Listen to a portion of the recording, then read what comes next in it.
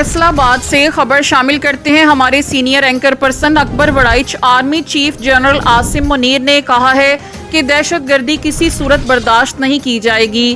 پاکستان سے دہشت گردی کا مکمل خاتمہ کیا جائے گا۔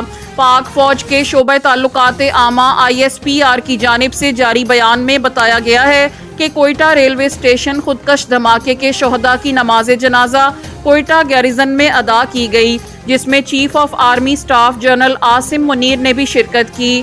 ISPR کے مطابق آرمی چیف نے کوئٹہ کے دورے میں کمبائنڈ ملٹری ہسپتال CMH کا دورہ کیا اور کوئٹہ میں دہشت گردی کے واقعے میں زخمی ہونے والوں کی عیادت کی۔ انہوں نے کہا کہ دہشت گردی کے خلاف مشن کو قومی عزم کے ساتھ جاری رکھا جائے گا۔ دہشت گردی کے خلاف جنگ میں کامیابی کے لیے پوری قوم ثابت قدم ہے۔ جنرل عاصم منیر کا کہنا تھا کہ عوام کی حمایت، فوج اور سول اداروں کی کوششوں سے جنگ جیتیں گے۔